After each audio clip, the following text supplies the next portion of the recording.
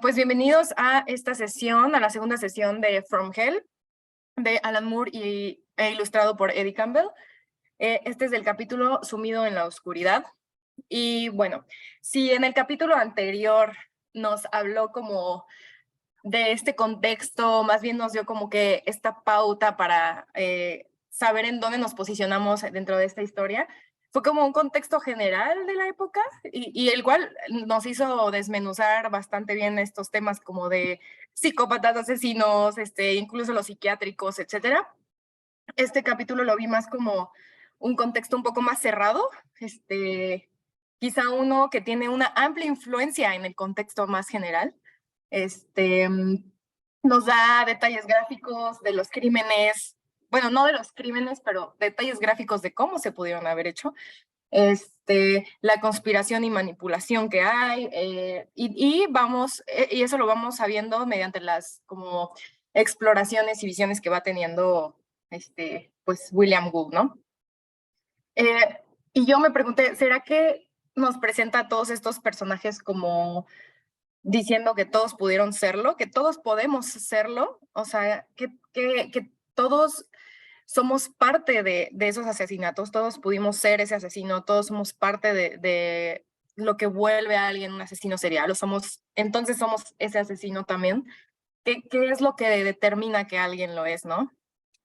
Y bueno, a mí me gustaría empezar mencionando aspectos visuales, por ejemplo, las viñetas, cómo empieza, me fascinó. O sea, estas viñetas al inicio que parecen ser, que no tienen sentido cuando lo empiezas a leer, yo me quedé como de, ¿qué rayos, no? O sea, ¿qué se está brincando? ¿Qué tengo que entender aquí, no? Y no tienen sentido hasta que terminas de leer todo el capítulo.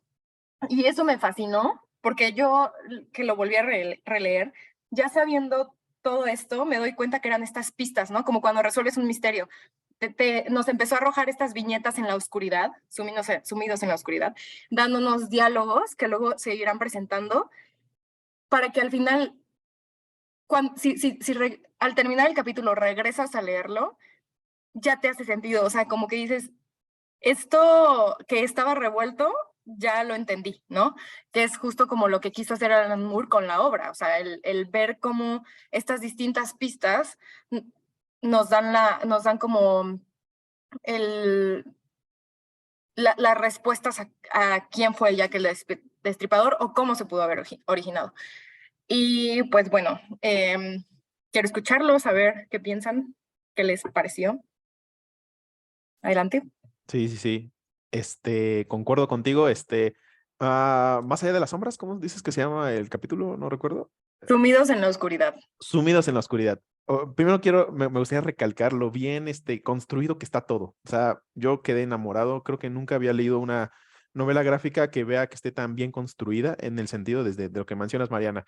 Desde que el inicio, las primeras viñetas, ¿no? O sea, está un cuadros oscuros y pocos textos, ¿no? Mezcla lo de Hinton, mezcla lo de Sara, o Sara creo que era la esposa, ¿no? Pero no sabemos qué es. Mezcla lo de Hinton, mezcla lo de Sara, luego lo de la tableta de, bueno, lo de la dosificación de yodo o el tamaño de yodo, y va mezclando cosas así. Ah, y lo de la cuarta dimensión, que es muy importante. Es, Entonces, te vas que, ¿qué es la cuarta dimensión, no? Y se hace la pregunta. Entonces, ya después pues vemos que es el tiempo, ¿no? O sea, a cómo va trabajando todo el capítulo, que es la forma en la que se va elaborando esta novela gráfica, va haciendo va desatando sus cabos, ¿no? Va desatando sus nudos que va poniendo ahí y nos los muestra directamente y pues maneja primero la perfecta sincronización que tienen tanto Eddie Campbell como Alan Moore a la hora de hacer el texto, al hacer la novela gráfica, porque no es como que, no es tan sencillo, o en el sentido de que no es como que lo hagan individualmente, o sea, se ponen de acuerdo, se sincronizan. Entonces hay una forma de trabajo en la que se hace el texto y en la que se hacen las viñetas. Entonces, esto es muy importante porque tanto Alan Moore como Eddie Campbell, que han tenido mucha experiencia y una notable experiencia haciendo novelas gráficas, manejan esto con cada palabra, cada viñeta tiene que ir donde tiene que ir y va a construir muchísimas cosas, ¿no?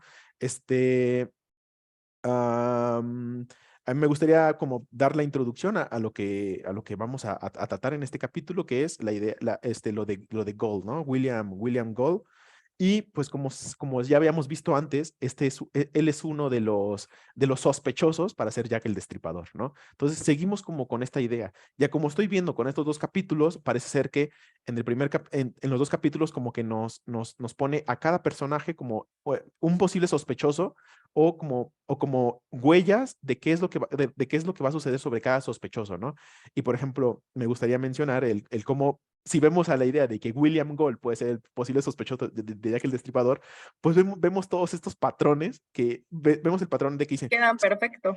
que quedan perfectos, o sea, le gusta la naturaleza, ¿no? Y en lugar de verlo como un botánico,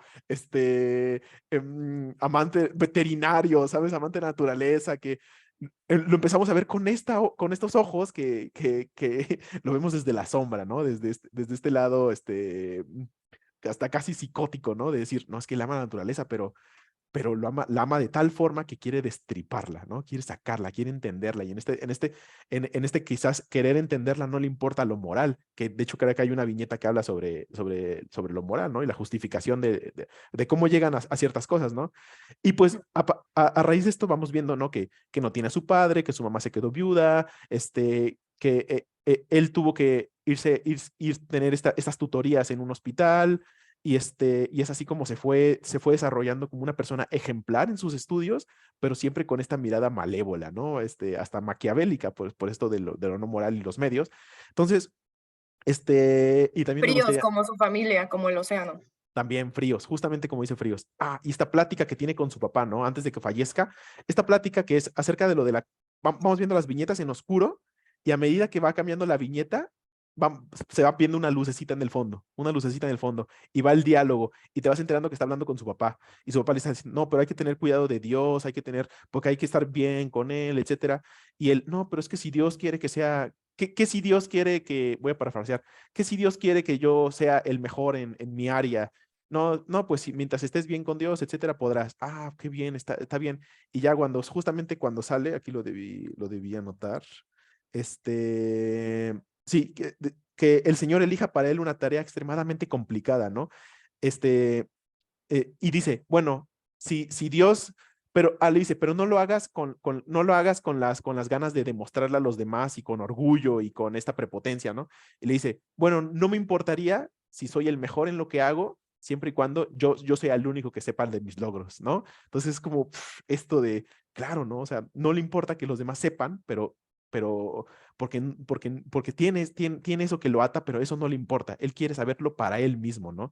Y justamente cuando tiene estas revelaciones, cuando salen del túnel oscuro, ¿no? Y ya está todo brilloso, todo limpio. Y ante esto me gustaría mencionar la importancia que es a lo largo de todas las viñetas, cómo nos vamos contando toda la historia, porque este es el capítulo de la historia de Gold, ¿no? Entonces va viendo toda la historia de él, mientras viñeta tras viñeta es viñeta de su historia, pero de las demás personas hablando de él, viñeta de sus manos trabajando en un Ujú. cuerpo, ya sea en la rata, ya sea en el cadáver de su papá, en el quirófano, y siempre sus manos, y siempre lo vemos como si nosotros fuéramos él, como si nosotros fuéramos Gol, ¿no? Y desde esa perspectiva nos ponen Eddie Campbell y Alan Moore, y me fascinó, hasta que hay un momento epiquísimo en donde ponen la viñeta directamente con su rostro, ¿no? Entonces, eso me pareció magnífico, y pues hay muchísimos temas de los que habla. Roxy. Bueno, Ghoul.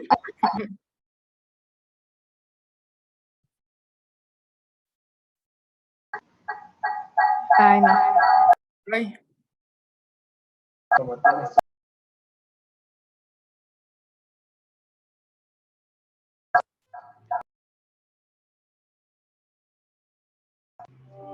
Hola. ya. Ok. Que quería hablar también como estas contraposiciones que va mencionando a lo largo de la historieta, bueno, el cómic, que es esta grandeza, esta divinidad como, y que va acompañado siempre de algo malévolo, de algo siniestro, de algo oculto, de algo sombrío, y cómo lo habla desde la arquitectura.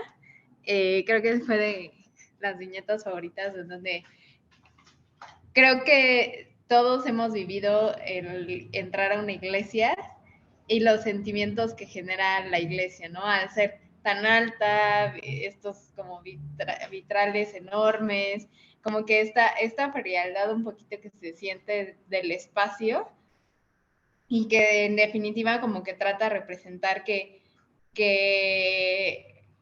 o sea, Dios está, pero no está a nuestra altura, no está a nuestra misma, o sea, esta cercanía que nos permite como empatizar, sino más bien de la obediencia, ¿no? O sea, yo lo veo a través de la arquitectura y cómo habla de la arquitectura más allá de los espacios, sino de la vida, de las estructuras sociales, etcétera. Y también me gustó como esta parte en donde vemos igual como su interacción con la sangre, ¿no? La sangre con la rata, la sangre en el cuerpo que está digamos, operando. Y la verdad ahorita no me acuerdo qué otra, pero esas como que me quedaron muy marcadas.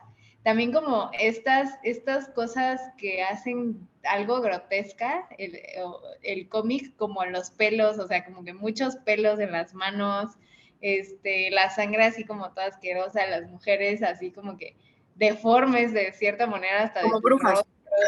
Se me hizo un capítulo súper religioso también, porque me doy cuenta que Gol no cuestiona nada. O sea, nunca vemos que se cuestione por qué entrar o tener esta introspección de realmente quería entrar o no a la francomasónico. Se siente como si necesita encajar. O sea, si le ofrecen esto, lo va a aceptar porque sabe que lo hace pertenecer a algo. Y creo que constantemente Gol simplemente acepta por ser parte de algo sin siquiera cuestionarse. Tal vez cuando se llega a cuestionar, como que es un poco taciturno, o sea, sí, ¿saben? Pero nunca siento que tenga una postura, sino simplemente como en el mar, se deja llevar. Se deja llevar por lo que se le pone, por lo que le toca vivir, más no es un protagonista de su vida, a mi perspectiva. Cierto. Adelante, Ana. Sí, fíjense que lo que dice Mariana de las primeras viñetas, a mí me llamó la atención porque primero pues vi así como una viñeta totalmente negro. Ya después vi como que un faro así a la distancia, ¿no? Y aún me sigue costando trabajo entender este tipo de novelas gráficas porque no tengo mucha habilidad, pero pareciera que da a entender que está sumida en la oscuridad, pero después empieza a ver una luz, ¿no? Y el faro se va haciendo más grande, ¿no? ¿Qué mensaje quiere dar el autor? Que muchas veces podemos vivir en la oscuridad, pero puede haber un rayo de luz que nos rescate. ¿O qué quiere decir? ¿Por qué ese faro primero no existe y luego se hace grande? No, de hecho no es un faro, es parte de la barcaza en la que va. Y si lo empiezas a notar es porque la barcaza se va acercando a la salida. De hecho es algo que yo iba a comentar ahorita. Yo lo veo como, no tanto así de que siempre después de la oscuridad viene la luz, que sí, pero yo lo vi más relacionado con esto que mencionaba Roxy, ¿no? O sea, todo muy religioso, que no se cuestiona. Entonces lo relaciono más con que es alguien que, como todas las personas, estamos buscando como una razón de ser o para qué vinimos acá, ¿no? Pero viniendo de una familia que es súper religiosa y que dice todo al Señor y no sé qué, él, o sea, lo que hace Alan Moore, que me encantó, fue que tiene esta plática con su papá como de diciéndole, ¿a qué te quieres dedicar, no? Y están hablando del Señor, el Señor te va a decir a qué dedicarte. Mientras van saliendo, yo lo vi como un salir de la caverna, pero aún así sin salir completamente, ¿no? O sea, como esta caverna de Platón, pero en una caverna dentro de que sigue estando dentro de esta burbuja religiosa. Entonces, mientras él se cuestiona como a qué se quiere dedicar, está en esta oscuridad, que no sabe a qué se quiere dedicar, pero escucha a su papá, que al parecer estaba borracho, porque hay muchos que eso también me encantó. Este, Ah, sí, y mientras se va, primero está en la oscuridad preguntándose y cuando tiene como su respuesta o lo que quería escuchar de dedicarse a lo que el Señor le ponga, sale a la luz, ¿no? O sea, como aceptando una respuesta sencilla, como decía Roxana, o sea, sin cuestionarse, de ya con esta respuesta de, voy a hacer lo que el Señor quiera, con eso tengo, ¿no? Que eso se me hace preciso, de hecho se me hace sumamente importante porque muchos asesinos seriales o psicópatas, usan como, se anclan de que tienen un mensaje divino, no todos, pero hay muchos que sí dicen como de, es que Dios me mandó. Y es que yo escuché a una divinidad que me dijo que Ajá. matando prostitutas voy a limpiar el mundo. Entonces, imagínate que desde chiquito te estén diciendo que esto es del Señor, ¿no? Este es el mensaje del Señor. Y tú dices, claro, ya salí a la luz, claro, a esto me voy a dedicar. Yo así lo veo. Oigan, ¿o no será que cuando dice sumergido en la oscuridad, que no se ve nada, es como ese estado de inconsciencia en el que vivimos? Porque no me acuerdo quién, si Carl Jung, habla precisamente de la cuarta dimensión, pero no sé si la cuarta dimensión se refiere al estado de inconsciencia en el que a veces podemos vivir y hacer cosas, pues que solo estamos imitando lo que hay en nuestro alrededor sin tener esa conciencia de si lo que hacemos bien es, es correcto o no. O sea, quiero entender, como que entendí que sumergido en la oscuridad era como estar como en un estado de inconsciencia, de no saber qué es lo que estás haciendo. Pues es ¿O no? que siento que todos los símbolos, todos los elementos que se presentan tienen muchísimas connotaciones. O sea, creo que no solo es la inconsciencia, porque si te das cuenta a lo largo del capítulo toca muchos temas de la oscuridad, ya sea la Sí. oscuridad de ese túnel, la oscuridad en la iglesia, la oscuridad cuando va con las locas, la oscuridad, lo oscuro de la sangre, la oscuridad de cuando hace su iniciación, ¿sabes? Entonces creo que es más como dependiendo la escena y más bien la oscuridad como un todo que puede estar contigo, ¿no? O sea, en donde te puedes desenvolver. Ok, está bien. Sí, la oscuridad entonces puede tener diferentes conceptos, ¿no? Dependiendo del contexto del que lo veamos. Mira, también me llamó mucho la atención lo que dijo Rox, que cómo, yo no había pensado en eso que dice el autor, que la construcción de las iglesias es así algo muy grande, inalcanzable, como que entonces, en vez de que te acerquen a Dios, pareciera que te alejan, ¿no? Como que es contradictorio, como que te hacen sentirlo, en vez de cerca, muy lejano, ¿no? Como que hay mensajes subliminales en esas construcciones.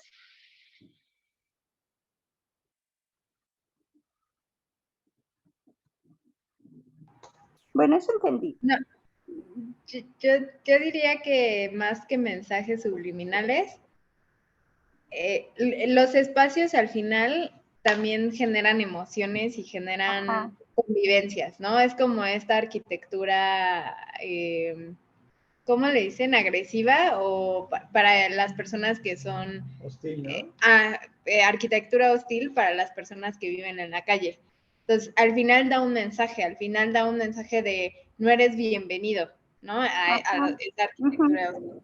Y en cambio la arquitectura de las iglesias, yo la siento como que define una jerarquía, no que realmente Dios no sea alguien que podamos ver o alcanzar, más bien definir que Dios está arriba de nosotros y que debemos cierta obediencia, ¿no? O sea, no quiero entrar mucho al tema porque siento que aquí puede haber como creencias diferentes y no estoy tratando de atacar una en sí, más bien es mi perspectiva acerca de cómo la iglesia, la arquitectura de las iglesias es un juego elemental, ¿no? Y viene desde lo barroco que era más tétrico, ¿no? Más estas góndolas, que estaban hasta arriba y así, Gárgolas, pero pero el gótico, ¿no? Gárgola, sí, sí. Pero sí, o sea, es como yo lo percibo y creo que también lo percibe un poco en el cómic. Y además acuérdate que también tocan este tema de que la iglesia fue construida para que en ciertas partes se escuchen los gritos horribles y en otras que Ajá. grites y solo susurros. Entonces también es como un seguir teniendo, desenvolverte con la autoridad de Dios, ¿sabes? Estás en la casa de Dios, entonces tú vas, en donde sea que estés, vas a recordar que estás ahí y que tienes que prestarle respetos. Ah, ok, sí. También fíjense que me llamó mucho la atención que como lo malévolo de las personas se puede manifestar desde etapas tempranas, ¿no? Y puede pasar desapercibido para las mamás o los papás o las personas que estamos muy cerca de ellos. Si no ponemos atención, pues como él tiene, a pesar de que le gusta la naturaleza, pues sí, pero ya es sangriento con ella, ¿no?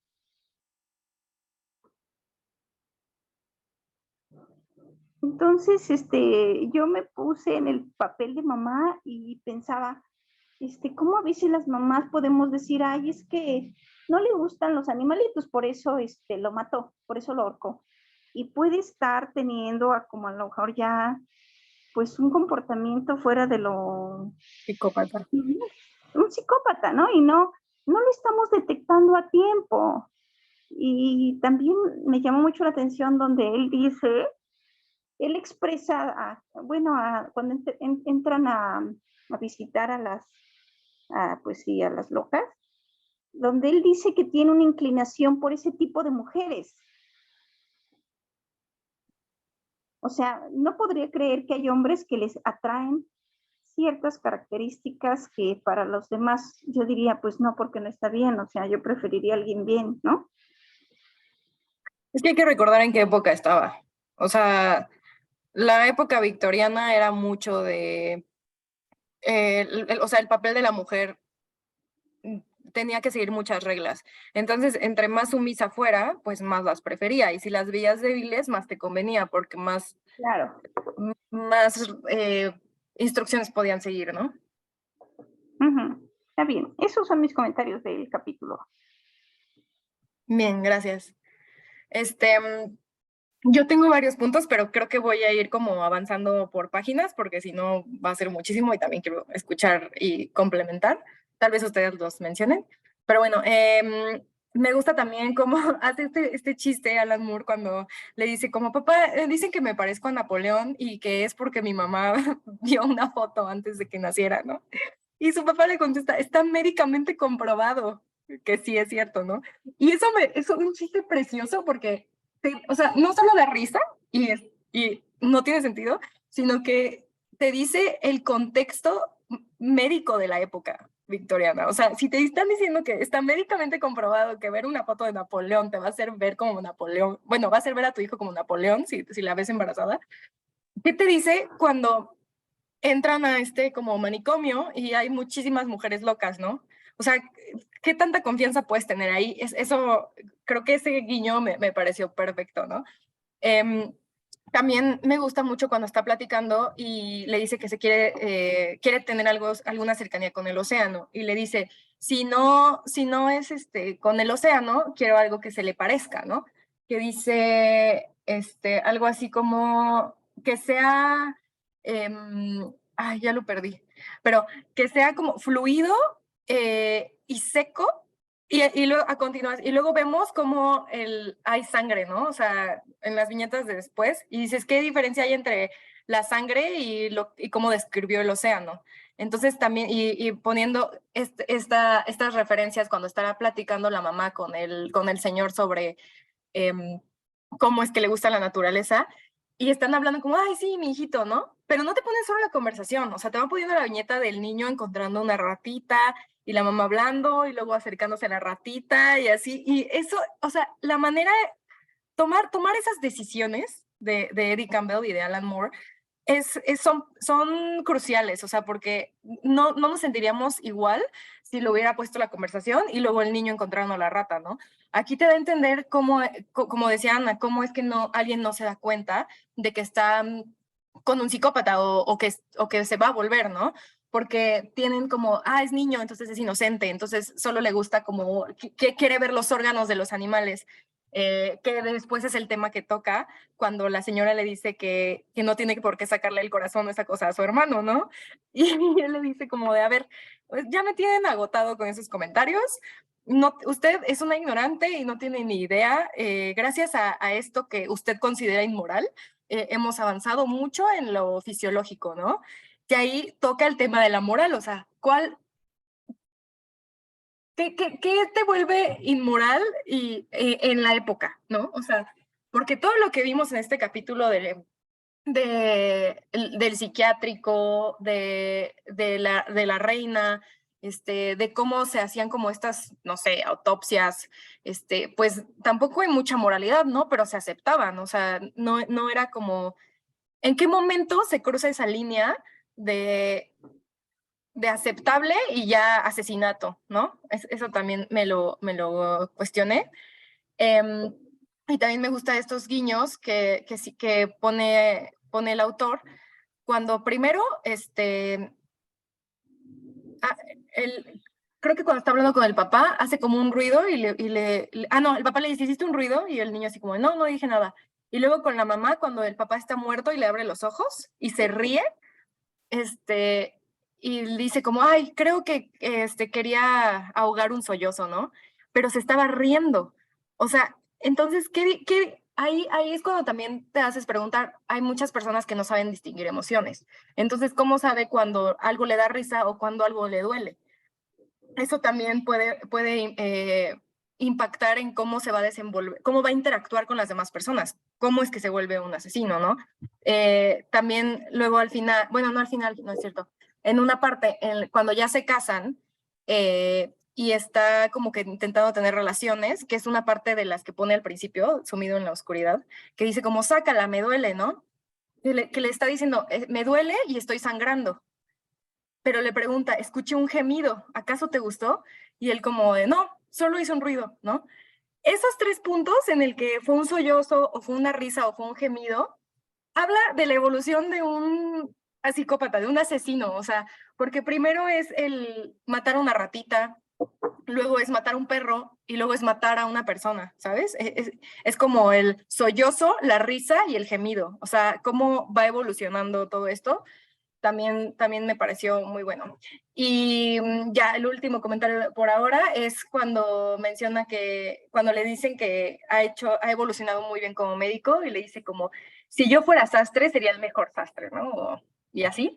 Me recordó mucho a Borges, el cuento que leímos sobre que creo que era como un nazi o algo así, que si iba a ser un nazi, iba a ser el mejor nazi, ¿no? Entonces, tomándolo desde la perspectiva de Gould, que podría ser un Jack el Destripador, dijo, yo voy a ser el mejor destripador que va a haber.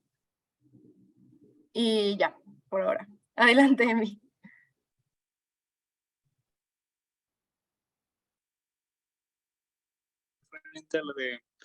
A lo que decía Luis de que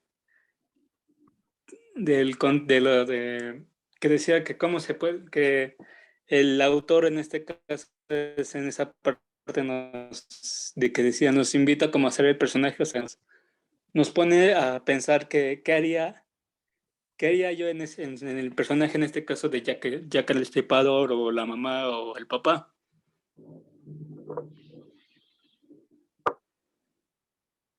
O sea, nos pone a pensar. Pensar claro. en ponernos en los zapatos de Jack o de su mamá.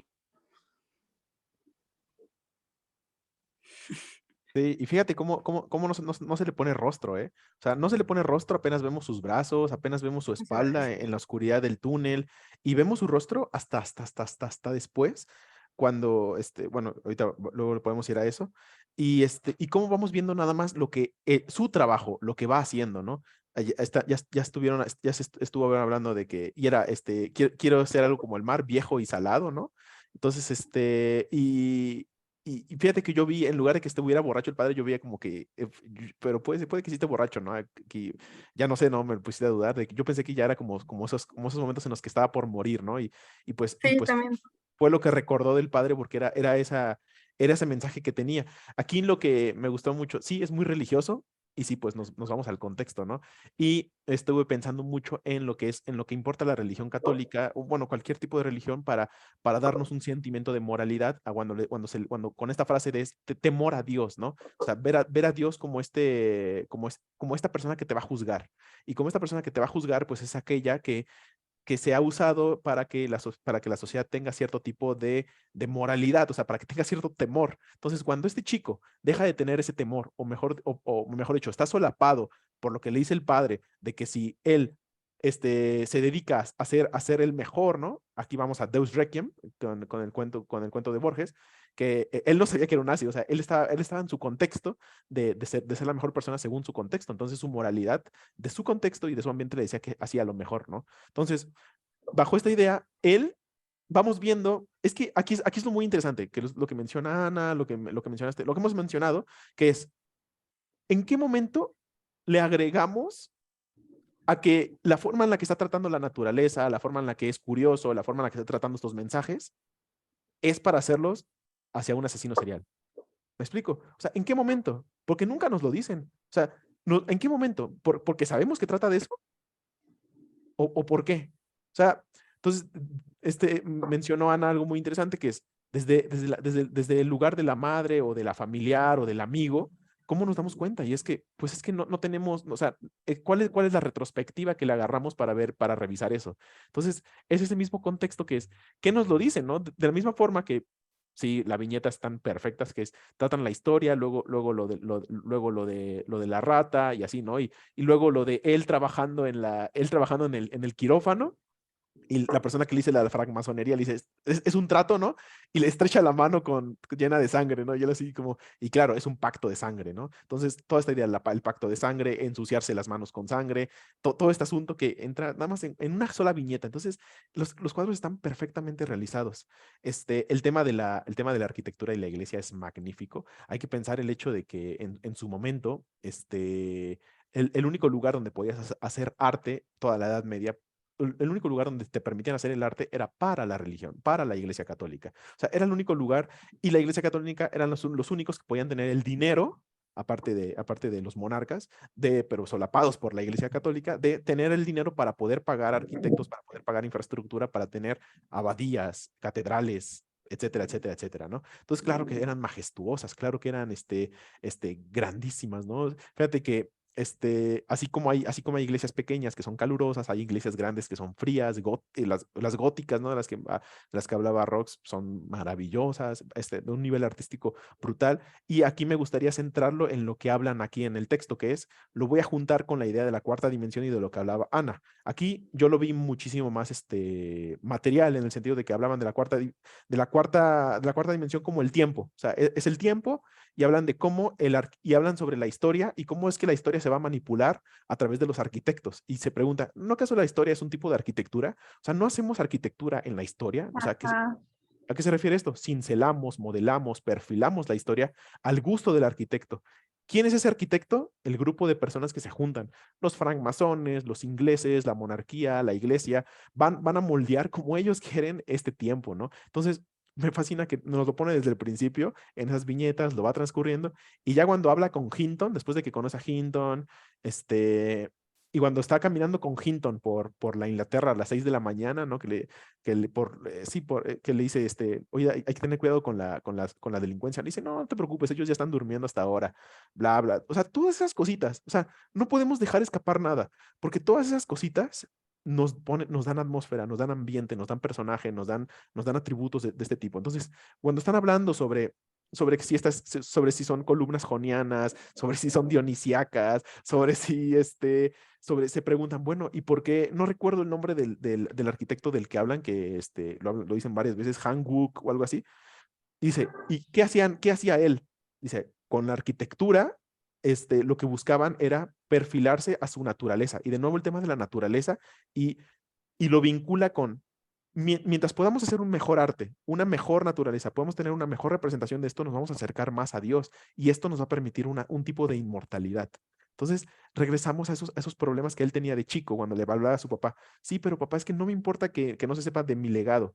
la cosa es tener un legado, ¿no? Entonces, y si lo mezclamos con la idea de Jack el Destripador, que ojo, todavía no se sabe quién es Jack el Destripador, ¿ok? O sea, aunque Alan Moore y Eddie Campbell decidan poner a uno, hoy en día no se sabe quién es. Entonces, Ujú. a las personas que vamos a ver, Sickert, Albert, Hinton, William Gull, todos ellos son solamente sospechosos, pero ya la forma en la que nos lo ponen ya hace que nos vayamos como cuestionando, nos vamos como, ¿cómo se dice? Sugestionando, nos vamos sugestionando a que, claro, míralo, es un psicópata desde que era bebé, ¿sabes? Nos vamos sugestionando a estas cosas cuando pues posiblemente, o sea, ni siquiera era de esas, pero si lo vamos viendo desde estos puntos de vista, pues lo vamos encajonando, ¿no? Diría Edgar Allan Poe, lo ponemos en esta mesa de Procusto, ¿no? O sea, le vamos cercenando las piernas y los brazos para que quepa justo a la medida, ¿no? Entonces, esto es lo que me interesa mucho de cómo lo tratan Alan Moore y Eddie Campbell. Y y me gustaría decir que, no sé si conozcan a Goya, el pintor Goya español. No sé si han visto las pinturas negras de Goya, pues prácticamente No, se las recomiendo bastante. Se ponen en internet, en Google, pinturas, si ponen Goya, pinturas negras, les van a salir y van a ver rápidamente las viñetas de este cómic. O sea, van a ver ahí a Jabulon, van a ver a las brujas dentro de, Totalmente. van a ver a las brujas a las brujas, a las señoras psicóticas, ¿no? A las señoras que pues tienen problemas psicológicos, etcétera, etcétera. Y cómo entran en todo este concepto, ¿no? Entonces, es muy agradable. Y me gustaría mencionar nada más una cosita, que es, hay que pensar que es lo temporal, o sea, el tiempo aquí. Hay que pensar que cuando vimos a ver, no quiero revolver mucho, pero mira, por ejemplo, estas son las pinturas negras. Ahí son uno de los ejemplos. Y de hecho hay una que se llama, de Goya, que se llama, El Aquelarre. Y en una pintura que sale el Aquelarre, prácticamente ahí sale Jabulon. Entonces, Ahorita eh, la busco. va. Me gustaría hablar sobre el tiempo. ¿Por qué? Porque y rapidísimo, cuando empezamos este capítulo es 1829, ¿ok? En el capítulo anterior, o sea, al principio del libro, sí, del libro de la novela gráfica, en el prólogo, están estos tipos que están hablando en la isla, en la playa, no sé si se acuerdan, que está la gaviota muerta, y están hablando. Eso es 100 años después de esto, del nacimiento de Gol hablando con su papá. ¿Ok? Me gustaría que tengamos en cuenta esto. ¿Por qué? Porque son 100 años, esa es una brecha de tiempo gigante y es el tiempo en el que en el que va a estar jugando tanto que va a estar jugando Alan Moore. Entonces, todo esto me parece muy importante para que tengamos todo este contexto. Mira, ahí está Jabulon, ¿no? Y claro, pues entra mucho en la idea de la francmasonería y cómo juega con estas cosas. Y Y este bebé muerto, casi, casi. sí, las pinturas negras de Goya son buenísimas. Y Sumido en la oscuridad. sí, él se encerró, creo que como por 3 años en una casa. Y esta no pertenece a las pinturas negras, pero en las pinturas negras pintó en toda la casa donde vivía durante como esos 3 años, ya como en sus 60, 70 años, se dedicó a pintar en las paredes y pintaba cosas así loquísimas. Saturno devorando a su hijo, el perro no recuerdo qué, pero están buenísimas. pero tenía alguna enfermedad mental o por qué se encerró. No, él era pintor toda su vida y no recuerdo qué sucedió en España, creo que había como una peste y aparte pues él se le habían o sea, él ya era grande, ¿no? Y él mismo decidió aislarse. Entonces Ah, ya. él mismo se aisló, y se puso a pintar.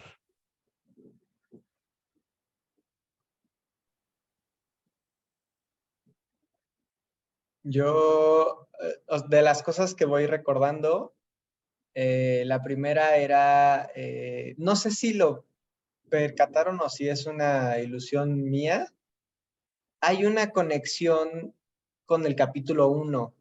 Hay una imagen que hace conexión, que es la de la playa con el pájaro muerto, Sí. ¿no?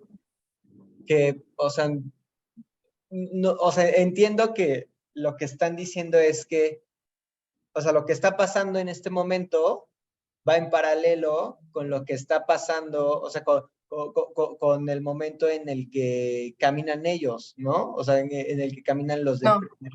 O cómo lo entienden ustedes. Hace, perdón, Mariana, dale. no, dale, yo ahorita digo. hace referencia, hay que recordar que Gol significa gaviota. Entonces, desde el primer capítulo juegan con la idea de la gaviota muerta. Y la gaviota muerta en la playa, que es el cadáver expuesto en la playa. Y él que juegan con esto de las entrañas y como el muerto y con lo de la naturaleza y esta fascinación necrofílica, ¿no? Que ya mencionó Mariana incluso en el sexo, que ya mencionó en todo este asunto. Entonces, no es como que no están en sincronía temporal, pero sí están en sincronía narrativa.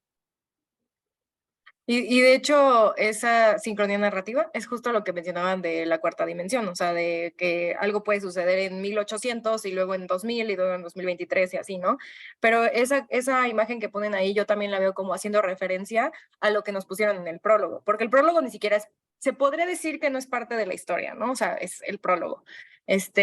Pero es como para decirte, porque si mal no recuerdo, esa imagen la pone cuando le está diciendo que no va a revelar nada de la masonería, porque si no, lo van a estripar o algo así, y lo van a dejar en la arena cuando la marea sube, ¿no? Entonces es Según yo, un... o sea, es cuando justo apenas está en el ritual de iniciación, no después de que le dicen que pasó la prueba, sino justo en el momento en el que está haciendo el juramento y diciendo justo que no va a revelar nada. Sí, yo lo veo como que está prometiendo esto y el autor nos pone eso como para recordarnos y miren lo que les pasa a las gaviotas, ¿no? Que se guardan, o sea, ya llegó aquí, o sea, este es el futuro que le espera por seguir estas órdenes. Ok. Qué bueno que lo comenté porque si no me hubiera quedado con esa idea. Bueno, eso era uno. El segundo, pues creo que ya lo comentó mayormente Luis, pero simplemente el tema de la importancia de los códigos de vida o la ética, ¿no? Porque uno no se puede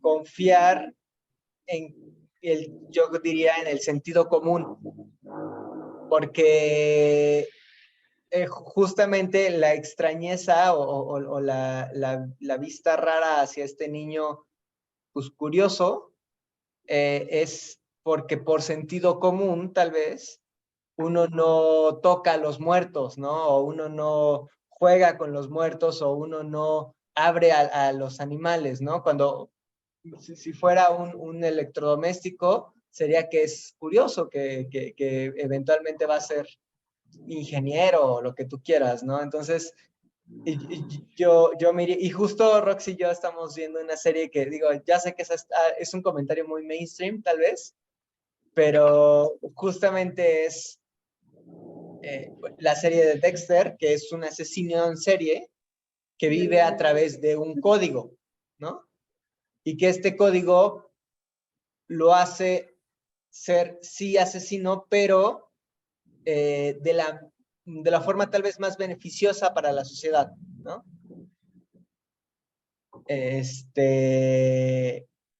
Bueno, eso sobre el tema, porque también hablamos se toca el tema de la inserción, ¿no? Social, de decir, Oye, bueno, perdón, pero también esta idea de, así como entran en el cuerpo, así como puedes entrar en el electrodoméstico, así entran en la iglesia y diseccionan la arquitectura. sí, claro. Sí, o sea, yo creo que, y es justo, o sea, yo creo que tal vez la masonería, digo, siendo muy honesto, no he leído nunca un libro de teoría masónica, ¿no? Pero yo lo entiendo en sus orígenes como un grupo de personas, o sea, por eso hice la referencia con ser faulas, ¿no? O sea, un grupo de personas que les gusta ir más allá en el tema del estudio, más allá en el tema de el conocimiento de la vida y y las relaciones que tiene con diferentes cosas, ¿no? O sea, la lectura, la ciencia, la arquitectura, el arte, la religión, todas estas cosas, ¿no? Que es, bueno, se puede decir como algo peyorativo que Benito Juárez era masón, pero, o sea, al final eran grupos de gente que le gustaba leer, que le gustaba comentar, o sea, eso era, por lo menos en México, ¿no? O sea, no era la secta satánica, ¿saben? Más los vínculos elitistas y políticos y todo esto. Sí, o sea, pero o sea, eso se va dando en diferentes partes, pero no, bueno, o sea, no sé exactamente la historia. Sé que en México no era exactamente elitista, porque si no, Benito Juárez no habría entrado, pero, pero sí. Y algo que mencionó Mariana me pareció interesante porque no sé si saben que hay aplicaciones para desarrollar diferentes habilidades del cerebro, ¿no? De entre esas la destreza, entre esas la coordinación, destreza, coordinación, habilidades matemáticas, habilidades de memoria, y entre ellas está la de inteligencia emocional. Una de las pruebas y de los ejercicios que te hacen hacer, y yo la verdad no sé por qué, tal vez Vera nos pueda ayudar un poco, pero es el hecho de identificar, o sea, te ponen rápido imágenes y tienes que seleccionar la gente que está feliz, o la gente que está triste, o la gente que está llorando, o la gente que está normal, ¿no? Y al parecer, o sea, y esto es pura deducción mía, o sea, no lo tomemos como algo cierto, pero, o sea, se entendería que si ese es el ejercicio para desarrollarlo, el tener la capacidad de identificar cuando alguien está triste o cuando alguien está feliz es parte de la inteligencia emocional, por decirlo de alguna forma, ¿no? Sí, es una deficiencia que claramente no la tiene desarrollada la mamá, ¿no? O la señora que comenta esto. La familia. La familia, exacto. Y, y por último, hacer la cita completa de a las 6 de la mañana la maldad está durmiendo y nosotros estamos a salvo. Ajá. Que es súper interesante eso, porque dice la maldad, o sea, quiere decir como, si es que es él, mi maldad está durmiendo a esa hora, pero yo estoy despierto, ¿sabes? Sí, sí. Y bueno, ya más adelante comentamos el tema de la tortura, del ritual y todas estas cosas.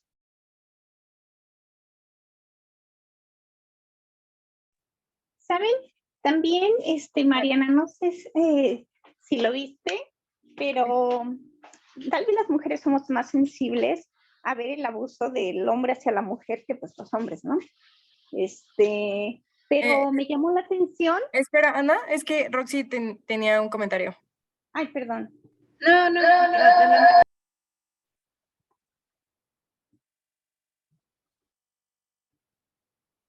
No te escuchamos, Roxy, pero entiendo que le das la palabra a Ana, así que adelante, Ana. Fíjate que, bueno, no sé si ustedes lo percibieron, pero cuando él entra a explorar a una de las mujeres que se siente mal o a revisarlas, es como muy agresivo con ellas, ¿no?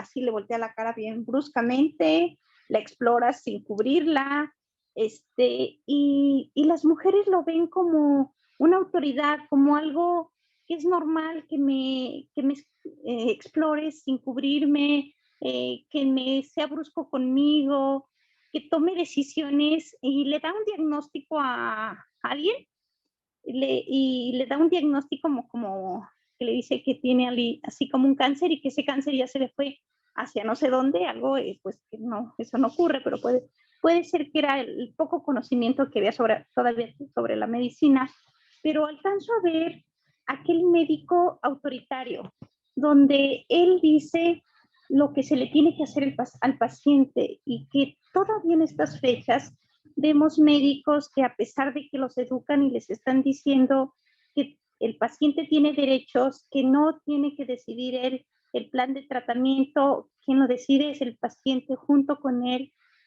Y como que alcanzo a ver ese abuso del médico, que también es como una característica del psicópata, ¿no? Donde no respeta nada.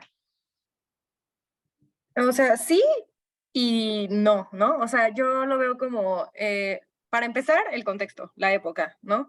Ahí el médico era quien destripaba bien, bien chido y ya, o sea, no era como que se graduaba ni nada, era quien decía, yo soy médico y te voy a abrir sin problema, ¿no?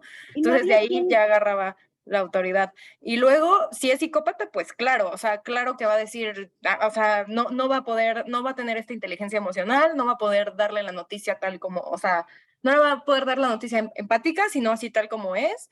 Y en tercer lugar, pues esta autoridad, que si a la fecha a los médicos les cuesta como que empatizar con el paciente, imagínate en ese entonces cuando no tenían ni siquiera la pauta de qué era lavarse las manos, casi antes de operar.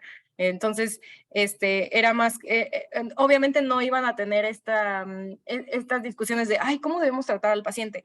Entonces, esas tres cosas ligadas hace que también se desemboque en comportarse así. Claro, y como en aquella época no existían los derechos del paciente y le das una autoridad, demasiada autoridad a un psicópata, peor aún, ¿no? Es que,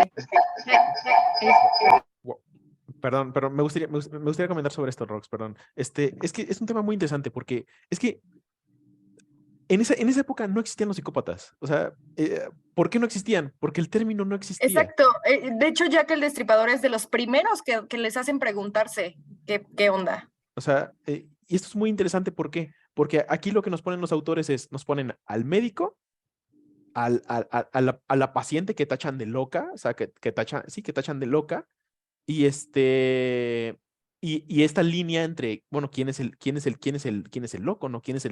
Y en esta idea, quién es el destripador, ¿no? ¿Quién es el despiadado? ¿Quién es el que está haciendo abuso de poder, ¿no? Entonces, a mí también me gustaría mencionar que esto fue a principios, o sea, a mitades de 1800. Me gusta pensar que hay que pensar que las reglas de higiene, el hecho que te digan, no, que cuando se dieron cuenta de que lavarse las manos ayudaba de algo, esto fue a inicios de los 1900, o sea, apenas a inicios del siglo pasado, o sea, un poco antes de la Primera Guerra Mundial. Y estamos hablando de 60 años antes de eso, ¿no? Entonces, donde eran tal cual, eran carniceros. ¿Por qué carniceros? Porque el que te quitaba el diente era el que te quitaba el que te ponía, te hacía una prótesis de pierna, Y el trabajaba, mismo que era el peluquero. el mismo que era el peluquero, el mismo que era el barbero, exacto. Entonces, desde este punto y claro que no había, y mucho menos hablar de derechos a la mujer o algo por el estilo. Para él sobre todo, a como nos lo ponen en el libro, para él era otro animal más del cual vamos a descubrir cosas. Y para él era sifilítica, ¿no? Que la sifilítica ya se le había ido a la columna, a la columna espinal y a la columna, y de esta forma, había generado una enfermedad, una locura, bla, bla, bla, bla. Y es muy interesante porque todo esto luego se conecta con lo de Annie Krug, ¿no? Y el poder. Entonces, aquí hay una pregunta muy interesante que es la gran pregunta que se hace Foucault. ¿Quién tiene el poder? ¿Quién tiene la razón? ¿Quién es aquel que decide quién es el que está loco y quién es el que no está loco? ¿Quién es el que decide quién está enfermo y quién no está enfermo? ¿Y de qué lado el poder, qué uso hace de aquel que está en el psiquiátrico o en el hospital o en la cárcel? ¿Y quién decide quién es el loco, quién es el criminal? Eso es un tema increíble. Y aquí hace parte de ello, ¿no?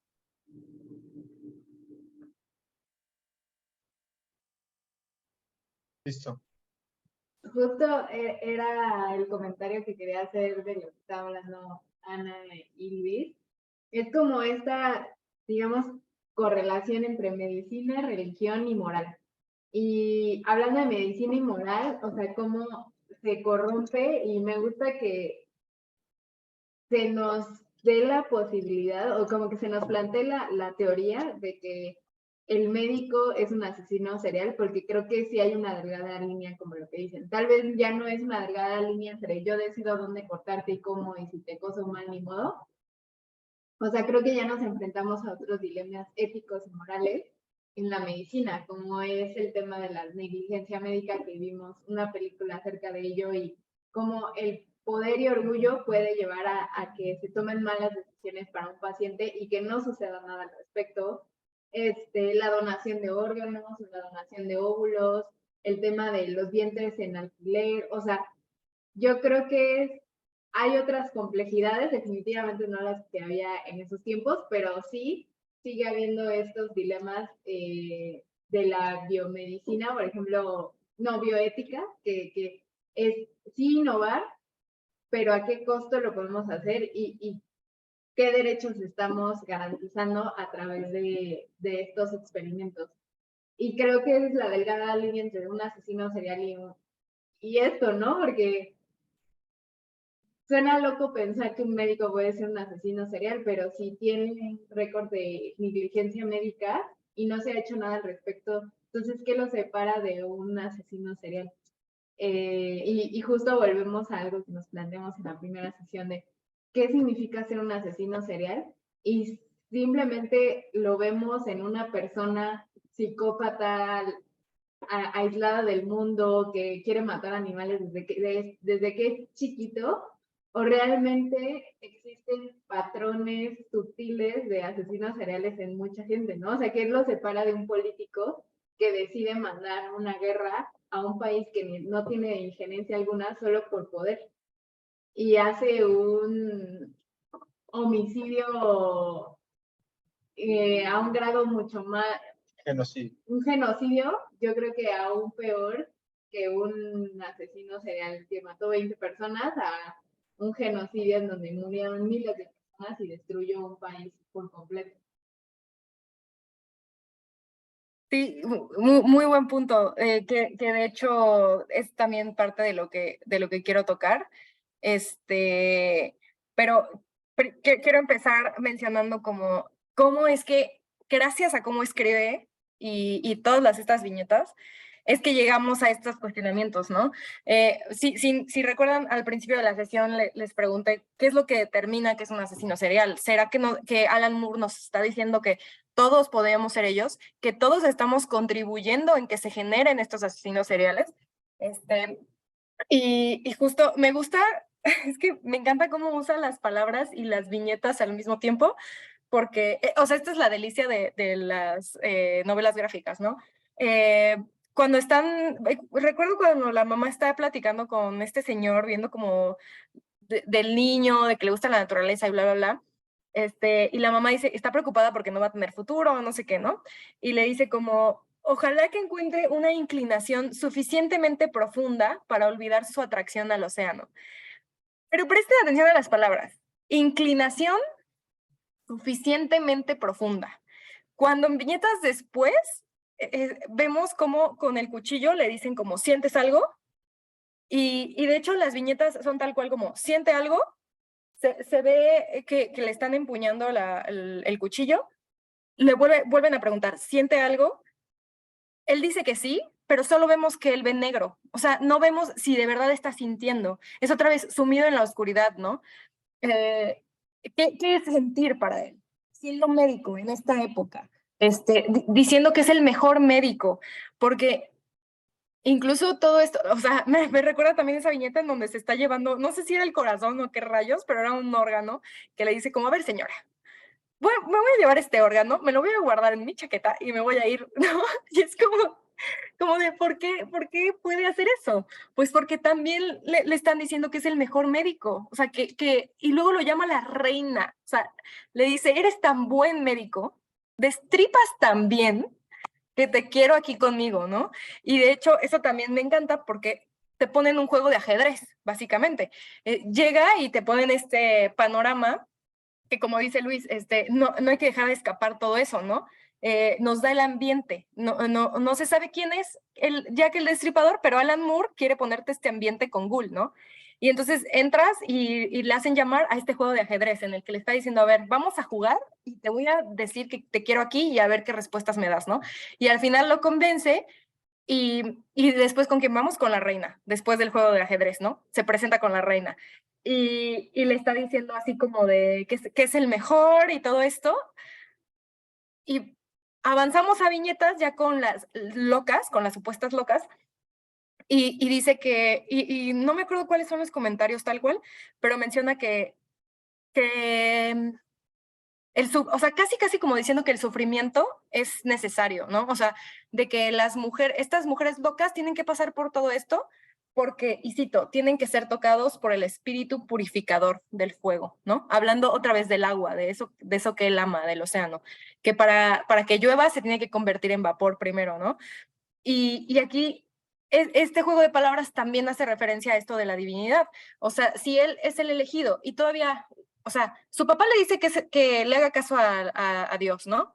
Luego le dicen que es el mejor médico. Luego le habla la reina para que sea su médico de cabecera, ¿no? Eh, y, y, y, y llegan a este punto de las locas, dicen, no, pues obviamente yo soy ese espíritu purificador, entonces vamos a hacerlo como lo sé, porque todo el mundo me lo está aplaudiendo, todo el mundo me está diciendo que soy el mejor médico.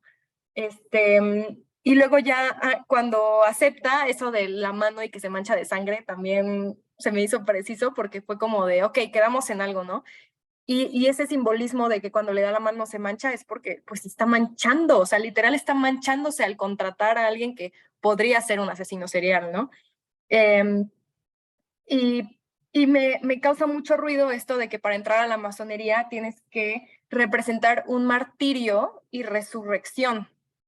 Entonces es otra vez este tema de la divinidad. Yo ya me morí y resucité para poder cuidar a la realeza, ¿no?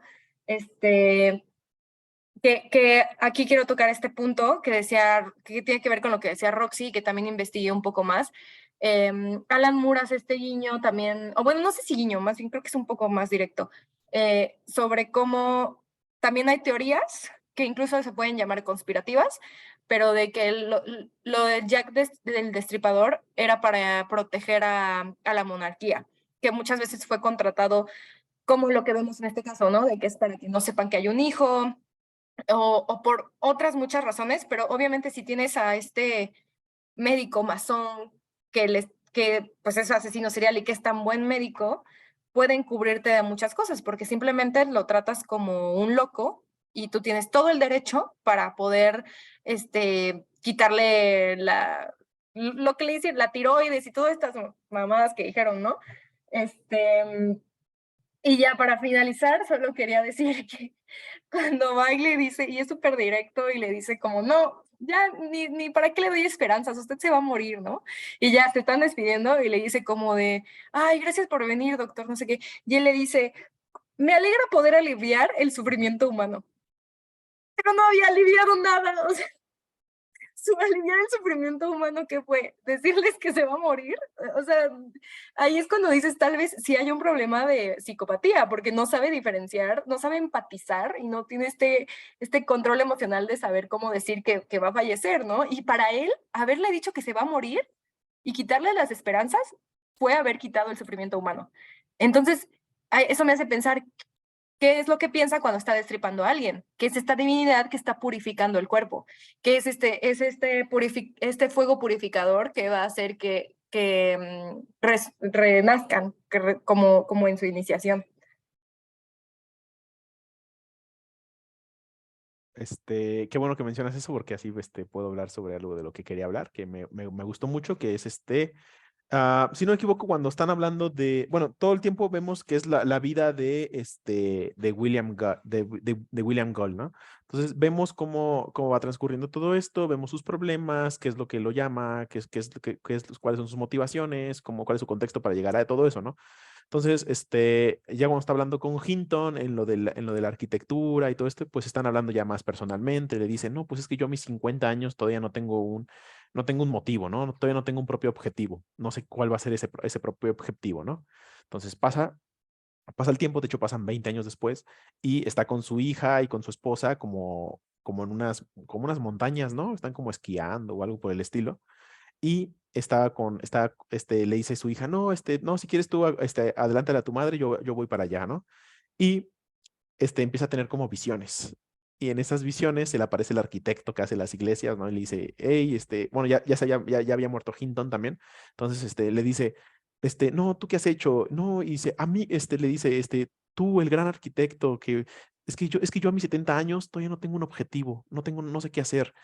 Y luego aparece Hinton y Hinton le dice, amigo, te he extrañado, bla, bla, bla, ya no he podido conversar con nadie como lo he hecho contigo, etc. Estoy parafraseando bastante, pero por ahí va. Entonces, Hinton le dice, no, ven conmigo, vamos aquí a la vuelta, ¿no? Y pues te da la idea de pues que va a morir, ¿no? O sea, eso te da la idea, ¿no?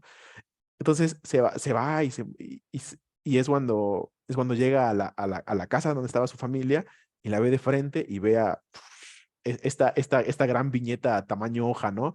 Que esas son de esas hojas que quieres quitar del cómic, Sí.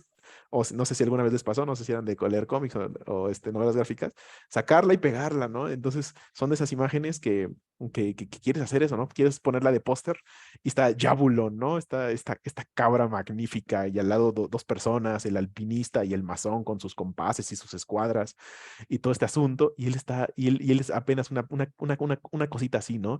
Entonces, aquí te das cuenta de que primero, pues ya no es católico, eso ya no le preocupa, ya no le preocupa ese Dios, le preocupa el Dios Jabulon, el de los francmasones. Después de toda esta teoría teológica que le dieron y toda Es esta decir, le preocupa pertenecer y tener un objetivo. Claro, claro, y se sigue preguntando cuál es su objetivo, ¿no?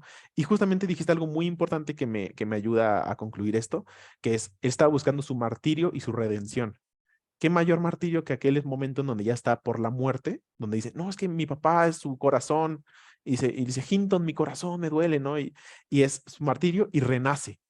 Y justamente la escena después de ese renacimiento es lo que sucede, que lo llama a la monarquía, ya trató a Albert, ya sabemos quién es Albert, ya nos conectamos con el primer capítulo. Ahorita yo sé que nos gustaría hablar más de eso, ¿no? Pero entonces, y la siguiente escena es que lo llama a la monarquía para decirle esto que Mariana estaba mencionando, que es lo siguiente que va a hacer es tratar a Annie Krug, ¿no? Entonces, y regreso a la pregunta. ¿Cuál es su objetivo? Otra pregunta, ¿quién tiene el poder? Porque aquel que tenga el poder tiene la razón.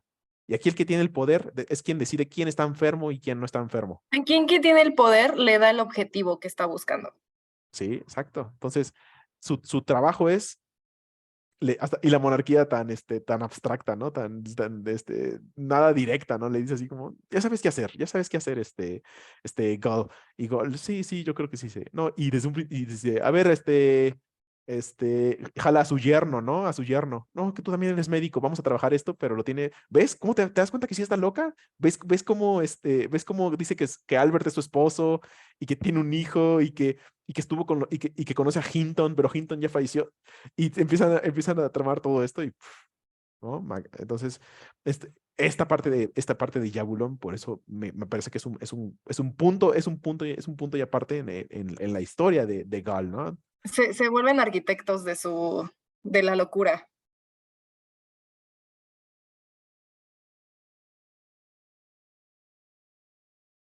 A mí me llamó mucho la atención el encuentro que tiene con este hombre elefante. Sí, Eh, yo también le iba a mencionar. Ajá. sobre todo porque mm, o sea, al final la psicopatología o el sociópata, bueno, es que hay una diferencia entre psicópata y sociópata, ¿no? No estoy seguro si uno puede ser psicópata sin ser sociópata, pero creo que sí uno puede ser sociópata sin ser psicópata, ¿no? Y esta, digamos que capacidad de salirse de el común de la sociedad y de tratar a este hombre como algo fascinante por sus características. A mí, yo creo que la persona esta que tiene una deformidad o varias, fue reconfortante encontrar a alguien que lo viera diferente, ¿no? Sin condescendencia, tal vez, o sea, a lo que voy es que eh, al final pareciera que está esta tendencia de querer pertenecer, ¿no?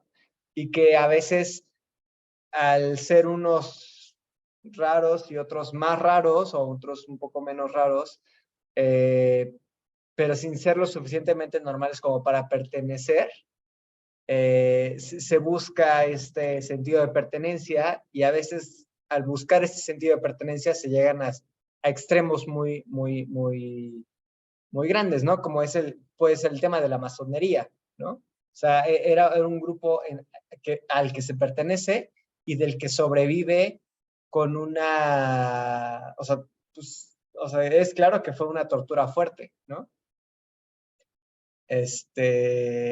Y lo sobrevive y pensando en que es un psicópata que es bueno en lo que hace, ¿cuál sería la motivación para sobrevivir eso? ¿No? O para pasar por eso, ¿cuál es la necesidad? Y lo único que pienso es el tema de la pertenencia, consciente o inconscientemente, ¿no? Es sí, eso me llamó la atención.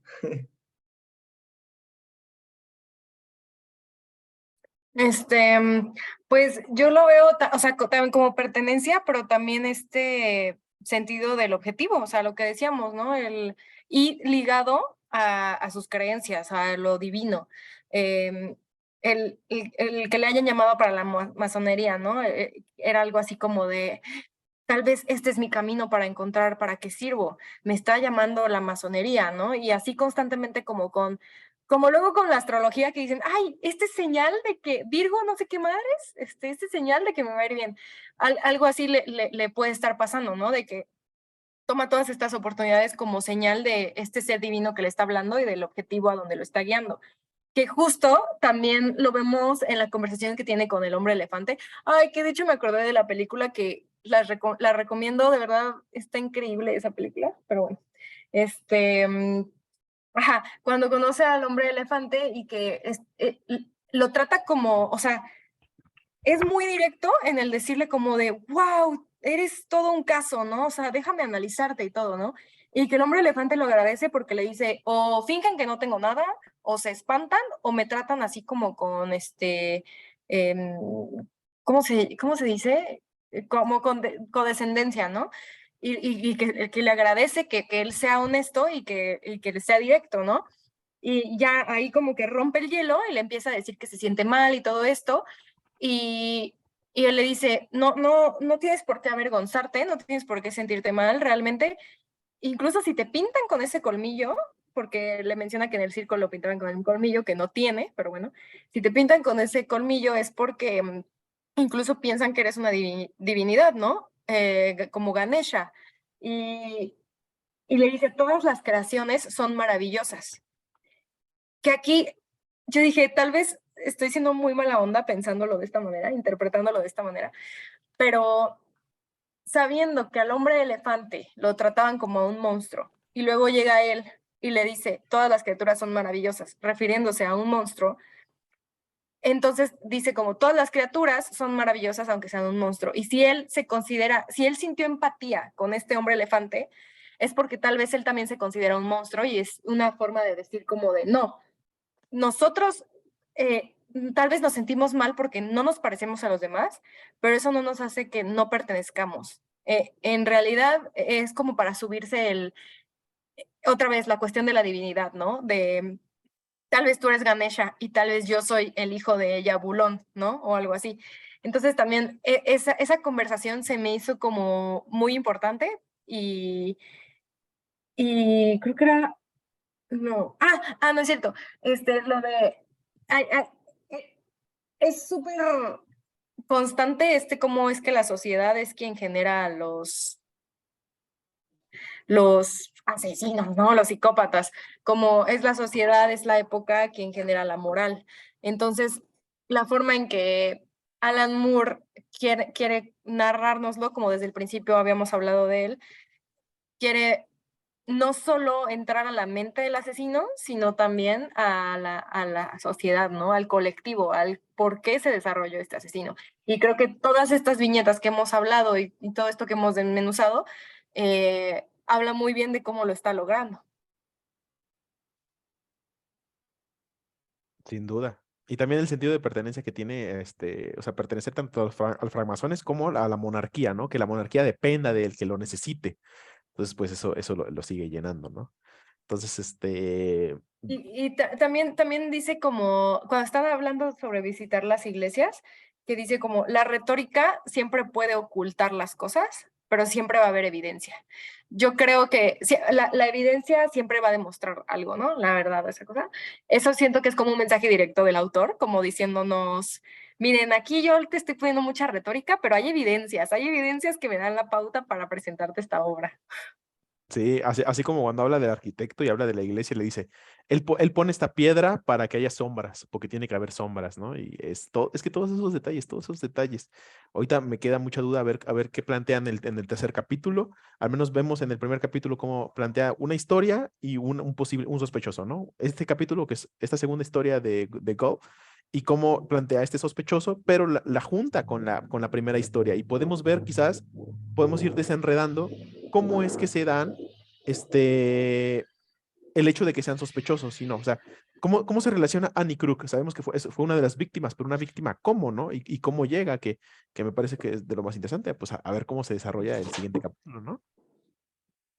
Oigan, y no sé si vieron la sombra de dos personas, creo que pues es el doctor William y su amigo, no sé quién, pero me llamó la atención que se muestra la sombra de ambos y uno de ellos se ve una sombra normal, ¿no?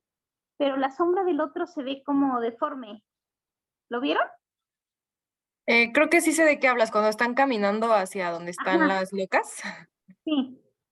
Sí, sí lo noté, pero pues eso es parte del ambiente que quiere poner, o sea, es como de, todos tenemos sombras, pero hay unas más monstruosas que otras, ¿no? Ajá. Sí. Por Sí, eso también. sumidos en la oscuridad. Ajá. Sí. Y como dice Mariana, la verdad es que nosotros también tenemos sombras, que no las Sí. vemos, bueno, ya, o no queremos y es otra cosa, ¿no? Pero sombras que nos pueden hacer también un sociópata o psicópata, ¿no? Sí. Algo ya rapidísimo que no quería dejar pasar era que Gould fue un médico reconocido, o sea, en su época, o sea, este hombre sí existió, creo que ya lo habíamos dicho, fue un médico reconocido, pero muy importante, o sea, hizo contribuciones a la medicina también. Entonces, muchas personas no quieren creer que él pudo haber sido Jack el Destripador, que repetimos, no está confirmado, ¿no? Pero aquí es donde entran las teorías conspirativas de las que leí, que siendo un médico tan reconocido y un médico para la reina, obviamente no van a admitir que es un asesino serial o un psicópata, ¿no? Y es ahí donde volvemos a la pregunta, ¿qué convierte a alguien en un asesino o en un psicópata? El contexto. A mí me gustaría mencionar algo que me pareció un gran detalle, que es a ver cómo se relaciona, que es cuando van a visitar a las mujeres, bueno, a las locas, la trata, ¿no? Y ella le está diciendo así como Mario fue a la mina de carbón, ¿no? Y la trata de lunática, ¿no? Casi No, como si dijo, fuera mi Mario. mi Mario, como, como mi marido, ¿no? O algo así. Ajá. Ah, ya. Entonces, como si fuera la loca de Annie Krug, o sea, como del mismo, como si fuera, y le dice, Jack. Jack, ¿eres tú? ¿No? Así, y le pone el apelativo de Jack, ¿no? Y me pareció un gran gesto. Sí. Ya iremos viendo en los otros capítulos qué pasa. Pero sí, la verdad se me hizo muy bueno este capítulo. Todo, o sea, el guión y las ilustraciones, vaya, qué grandes elecciones hicieron. A mí, honestamente, se me hizo más interesante y con más carne que el pasado. O sea, creo que o sea, toca ya más temas más allá de un romance, por decirlo de alguna forma, ¿no? O sea, Sí, toca el es que el tema de la primero era como la masonería. introducción, o Ajá. sea, de en dónde se posicionaba, y aquí ya te adentra un poco más a quién es.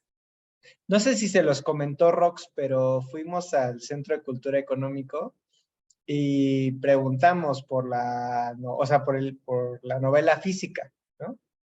No la tenían. ¿Sí les comentó o no? No. Ah, bueno, no la tenían, pero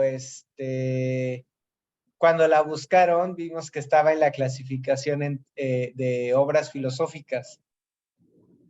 Está curioso y eso me Órale. llamó la atención. Sí, sí, sí. Sí. Pero bueno, ya iremos viendo. Yo estoy leyendo sobre Hiram Abif. La verdad es que no había tenido tiempo, pero me parece interesante conocer exactamente de qué, pues, o sea, de dónde son estos personajes que son representativos y que los utilizan como seudónimos en la masonería, ¿no? Y sobre todo porque estamos leyendo esto. Pero Sí. bueno, no lo he leído, así que no les puedo decir nada. No, cuando sepas nos vas contando. Yo también me estoy metiendo. Yo leí más sobre, bueno, es que ya sabía, pero quise como confirmar más datos sobre la época victoriana, el siglo XIX en el Reino Unido. Y la verdad es que todo esto es Jack el Destripador, o sea, no es solo una persona. Ah, pues de hecho, hay una cita que dice, cuando está leyendo la carta, le dice, hay algo erróneo en la sociedad, demasiado para un solo hombre. Y es prácticamente decirte, la sociedad está creando a estas personas y es demasiado para que una sola persona pueda vivir con ello. Lo vivimos todos, ¿no? Tras las muertes también. Eso, buenísimo. Y pues bueno, si ya no hay más comentarios, pues acá terminamos y yo creo que estuvo muy chido, la verdad. Yo creo que los siguientes capítulos van a estar mejores, eso espero. Y pues nada, gracias.